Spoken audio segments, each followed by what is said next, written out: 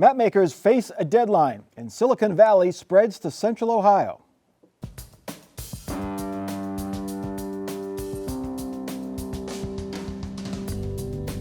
Joining us on Columbus on the Record this week, Karen Kasler, State House Bureau Chief for Ohio Public Radio and TV, Sam Gresham of Common Cause Ohio, and Mark Weaver, Republican strategist. To no one's surprise, it is coming down to the wire for Ohio's Redistricting Commission to come up with a revised map for Ohio's state legislative districts. The Supreme Court gave the commission until Saturday to present a new map. The court sent a clear message the old maps benefit Republicans by too wide a margin. The court said the commission should try again to come close to the 54% to 46% advantage the GOP has over Democrats in Ohio. Members have come up with revised county-level maps, but as of late Friday afternoon, no agreement on a statewide map. Karen Kasler, what is the latest? Are they going to meet the Saturday deadline? Well, as of Friday afternoon, as you said, we haven't even had a meeting. There was supposed to be a meeting at 9:30 this morning. That got delayed. And of course, the big Intel announcement that we're talking about later is probably part of that, since many of the members of the commission are out at that event. And so doing a data-heavy meeting to talk about what districts are going to look like may not have been on the minds of the folks who are on that commission this morning.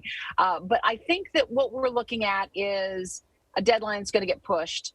I think, when it first came out that the deadline was Saturday, a lot of people had assumed that would mean Monday because that's how a lot of government business is done. But Speaker Bob Cupp had said, no, they were going to hold to the Saturday deadline.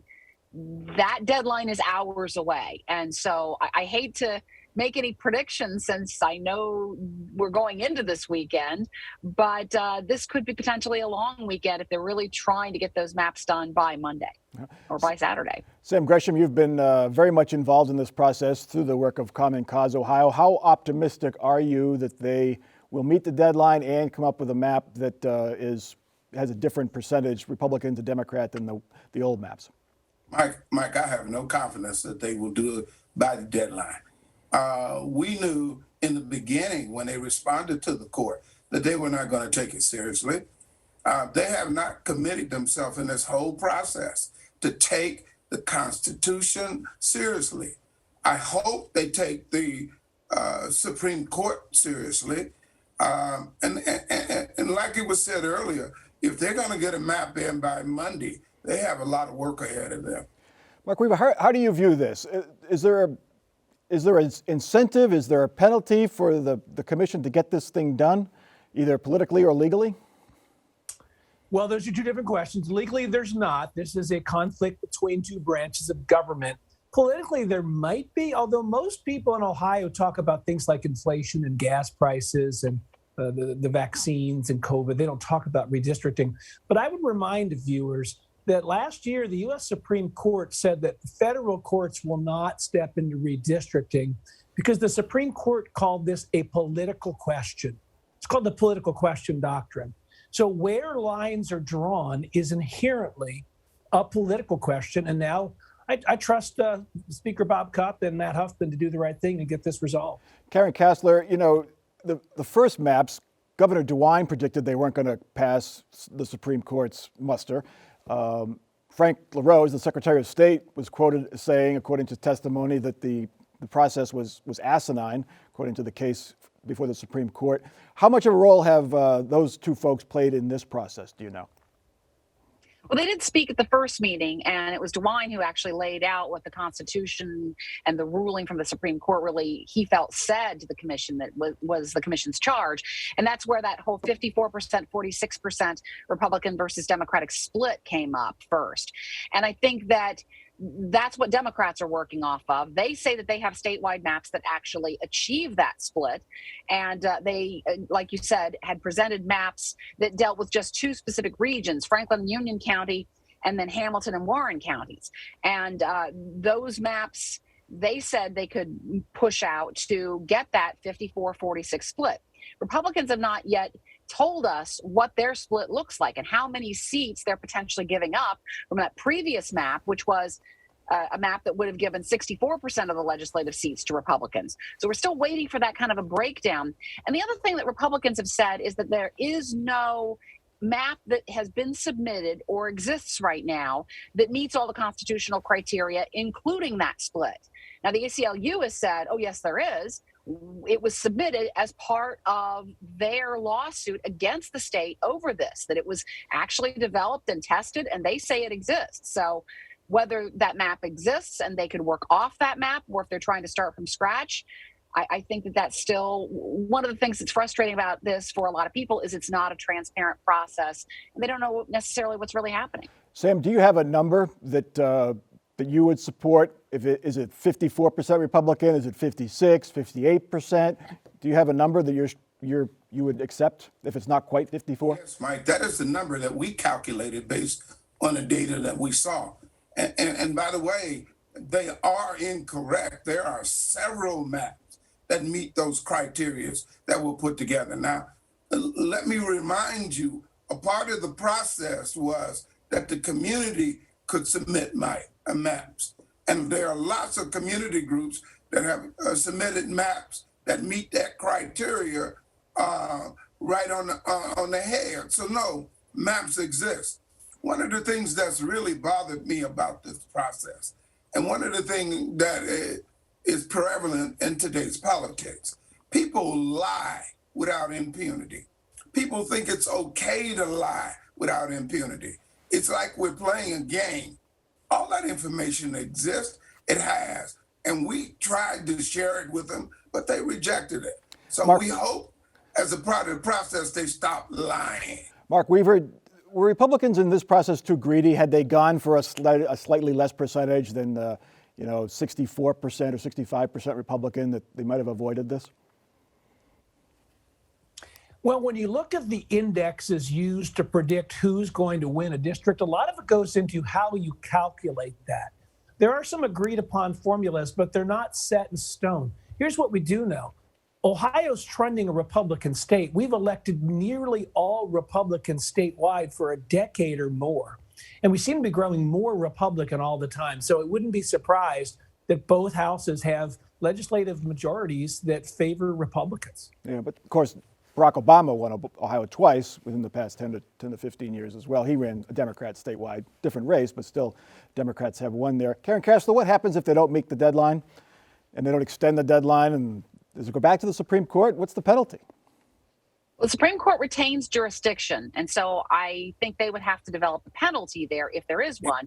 And you might recall throughout the process that there were deadlines that were missed quite often, and there weren't really a whole lot of repercussions for that. They just tried to get to the next point as quickly as possible. But groups like Common Cause Ohio and the League of Women Voters of Ohio are really watching this process, and I don't know what they're planning or preparing to do, or if they can even do anything.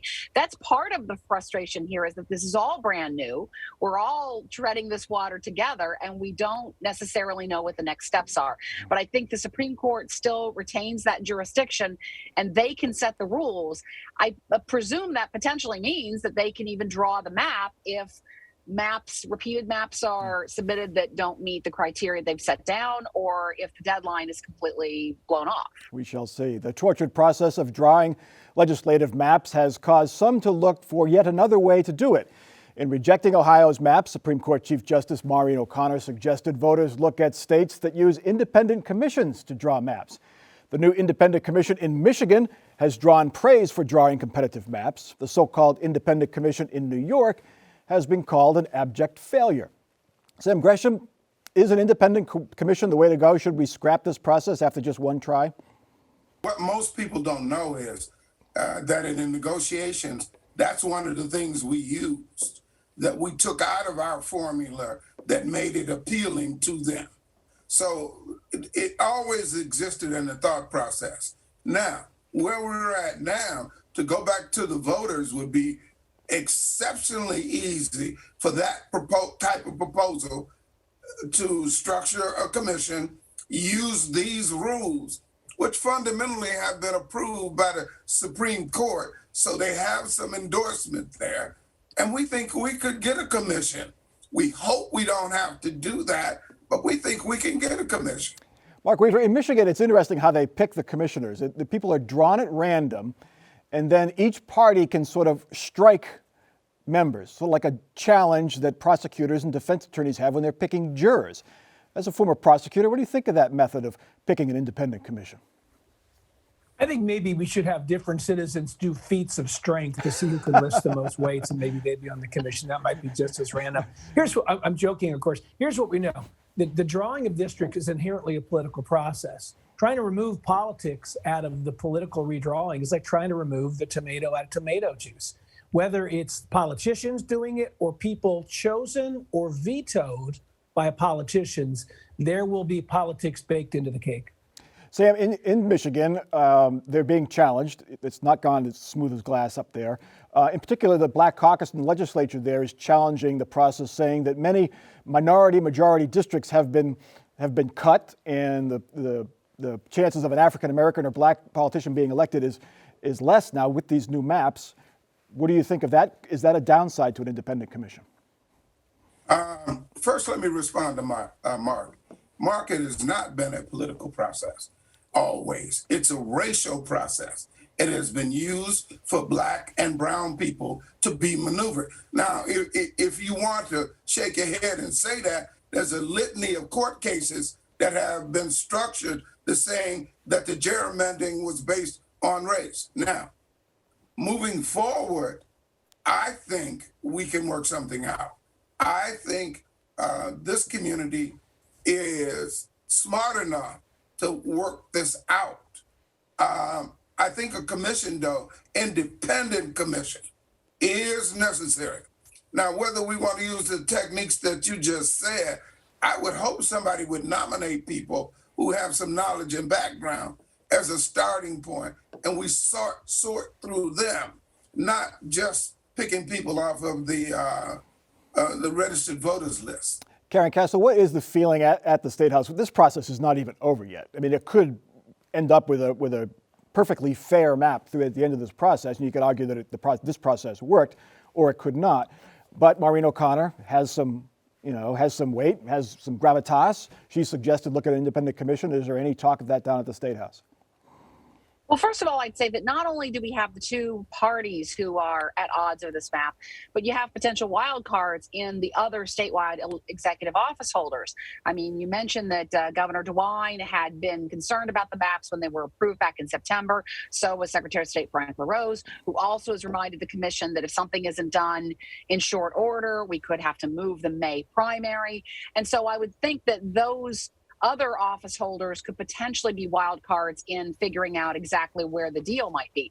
But when it comes to the independent commission idea, I spoke with Catherine Terser, Sam Gresham's colleague at Common Cause Ohio, for our TV show, The State of Ohio, last week about this idea. And she specifically mentioned that Ohio voters have twice rejected the idea of an independent commission drawing these maps in 2005 and in 2012. And she said that there was a feeling that they would not be accountable to voters. And yet she said the Supreme Court decision has shown that the elected officials were not accountable to voters. So whether there would be an opportunity for an independent commission to come up again and make some changes, because certainly there's talk about doing something either through the legislative process or going back to voters on the ballot to make some changes here. I suppose that's one thing that could potentially be on the table. Yeah, independent is a relative term. In New York, the Independent Redistricting Commission presents maps, but then the legislature, the lawmakers, can veto it. So much for independence in New York, where the Democrats do the gerrymandering there. Well, tell us if you have heard this before. There are signs we could be on the downside of the COVID-19 pandemic. It looks like the Omicron surge may have peaked in Ohio. Omicron first surged in the Cleveland area, if you'll remember. Now, Northeast Ohio is seeing a sustained sharp drop in cases. Statewide cases remain high, but they have leveled off. Hospitalizations, while still high, are slowly declining. Karen, I don't want to jinx anything, but dare we say this may have peaked? This surge may have peaked? I think there's the idea that Delta has peaked and that, well, Delta's definitely peaked and that Omicron is really getting there. I mean, certainly the shift has gone from Northeast Ohio down to southern and southwest Ohio, but also southeast Ohio. You have as many as half of the patients in southeast Ohio in the ICU who are COVID positive. So that's why the Adjutant General of the Ohio National Guard has said those Guard members are being shifted down from Northeast Ohio down into Southern Ohio to try to help with hospital staffing there. But I mean, when you look at the numbers of people, there's 2,000 people who have died of COVID in just January in Ohio. I mean, these are huge numbers still. The death tolls are still really high. And while hospitalizations have started to decline, they were at record levels. We had over 6,000 people, 63, I think I'm looking at my numbers now, 6,700 people in the hospital with COVID at one point this month. These are really, really big numbers. This is not over yet, but we could be reaching the peak and maybe going into the downhill slide, where downhill actually means a good thing at this point. Mark, is there anything left to do from a community standpoint, from a public policy standpoint, to try to in particularly help the hospitals, the nursing homes, the healthcare providers that are really bearing the brunt of this right now? Well, we've learned some things. For example, we learned more about what COVID is and how vaccines work with COVID, and that's valuable. But people of Ohio have the information they need to protect themselves. Before vaccines, before therapeutics, this was a disease that 99.5% of the people survive. That was before vaccines and therapeutics. Now, people who are vulnerable know how to protect themselves by wearing N95 masks and staying away from people who are infected, and they should. Government's role should decrease because the people have the information, the vaccines, and the therapeutics to protect themselves. Yeah, and government right now is making tests more available, going to start distributing N95 masks. Sam Gresham, schools, the other area that's getting hit hard. You know, the Columbus City schools have kept their buildings open. They close them on a case-by-case basis, but they have tried to avoid remote learning. How do you think schools are doing? How do you think Columbus City Schools is handling COVID in this surge? I think Columbus City Schools are doing the best they can under a very bad situation. Now, you can quibble about that decision making, but that decision making has been primarily based on the science, as it is at a time. Like any virus, it changes over the course of its existence. And if most people had understood or studied viruses and epidemics that we had in the past, it has that. But I have to correct Mark again on something he said. All of the viruses, everything from Spanish to polio, have been resolved as a regard to a government effort to put vaccination and systems in place. It didn't resolve itself on a natural process of people making decisions. Now, in those periods, we didn't have this quack political stuff that's affecting our sense. People had a sense of duty to their neighbor to go out and get the vaccine and do the right things. We didn't have all this discussion. I lived through polio. I lived through SARS. I lived through a whole lot of diseases, and people didn't act like this. It's because of the political nature. And you do not have a right to bring a disease in my presence. You do not have a right to do that. All right, let's get to our last topic. We have saved the biggest news of the week, perhaps the biggest news of the last decade, for last tonight. Farm fields in Licking County soon will be the birthplace of a new era of manufacturing in Ohio. Intel announced Friday it plans to build the world's largest computer chip manufacturing facility on these fields in New Albany. When built, the plant could employ some 3,000 workers, many making six-figure salaries. Suppliers could set up shop nearby and employ even more workers. And if Congress approves incentives for companies to make more microchips domestically, Intel says it could expand the New Albany facility even further. Mark Weaver, you're living out in that neck of the woods. What is the reaction among your neighbors? I think most people are excited about the prospect of more jobs coming to the area. Now, it is a largely rural area as you move east from Columbus. And so there are some folks who might not want to see the character of the landscape change. But New Albany is just a wonderful place, not just for families. There's so many well-planned developments, but also for businesses. If there's one suburb in greater Columbus that has really gone out of its way to carefully plan, it's been New Albany. I work with them. I know the leaders in New Albany, and I think they've done a really good job of trying to make sure that the mix between retail and industrial and residential is good. And so I think it's exciting. I think most people are excited, and we will see as it goes forward. You know, Karen, I guess this has been rumored for some time, but I go back to the Amazon HQ2 sweepstakes. Remember those? And how all these facilities, states and cities were basically giving away their firstborn to get Amazon's second headquarters, and then they picked New York and DC, and then New York said no. And we didn't have that with this Intel factory, and it's going to be huge, potentially 10,000 workers. How did Ohio land it?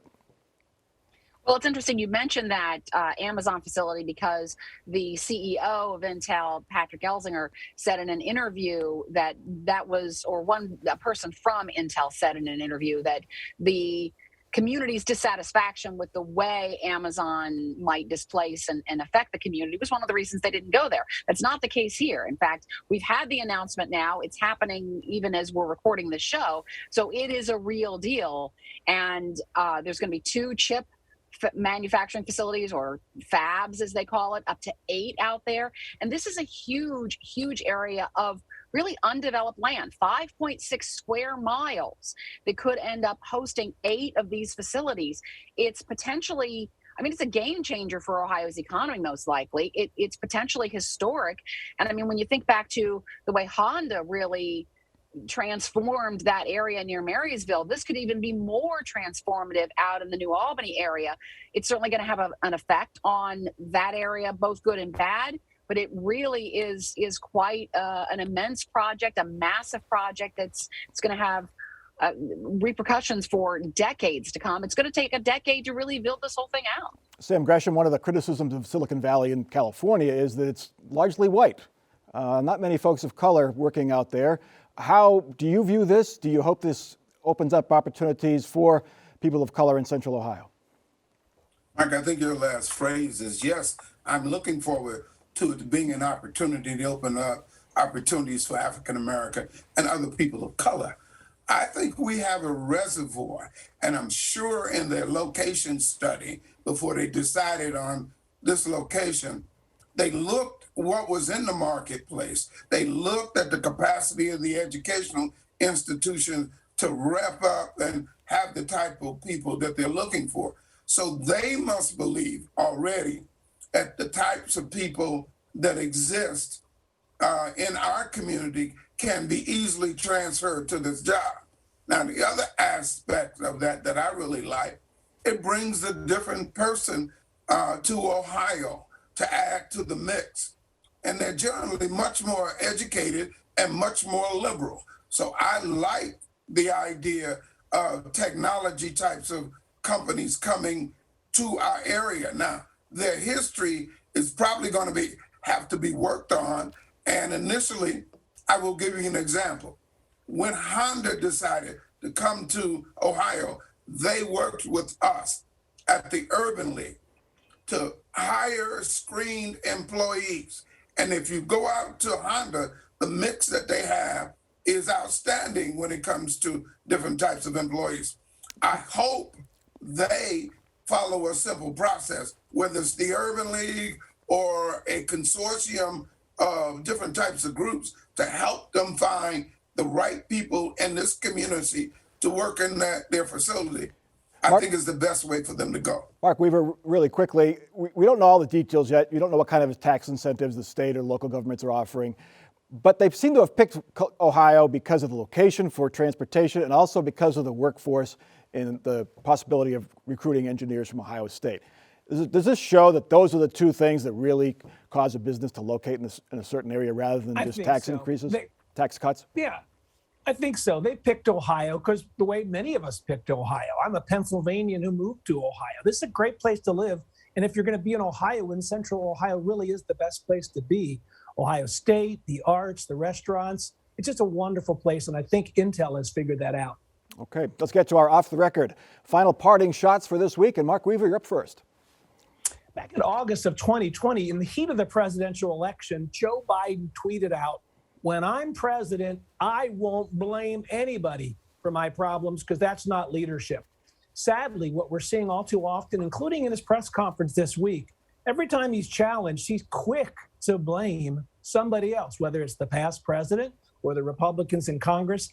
That's not leadership, and I think Americans know that, which is why Joe Biden's numbers are so low. Sam Gresham, you're up. I think we're at an important point, and I call it a reflection point in history on redistricting in the state of Ohio. I would tell you listeners and watchers to stay on top of this subject, because we're going to make some history in Ohio and come up with one of the better systems in the country. And Karen Kassler, your final thought. I think the Intel project potentially makes history, but there's certainly going to be some pushback. I've seen on social media that it's overwhelmingly positive, but there are people who are concerned about the environment and housing prices, traffic. I think now those people who were involved in that project, those people who are running for election or re-election on that project, are to have to answer those questions. But I also want to correct myself on something. There have been 2,572 people who have died of COVID in Ohio in January. There have been 12,119 people in Ohio who have died of COVID since June 1st. This pandemic is not over, and these death tolls are they're horrible. Yes, still very much with us. My final comment on very wonderful pictures of the plant in New Albany, the renderings. They're missing one thing, though, the white fence. No white fence. Got to work on that if you're going to put that plant there. That is Columbus on the Record for this week. Check us out online. We're on Facebook. We're on Twitter. And you can see each episode on demand on your own schedule at our website, wosu.org/COTR. For our crew and for our panel, I'm Mike Thompson. Have a good week.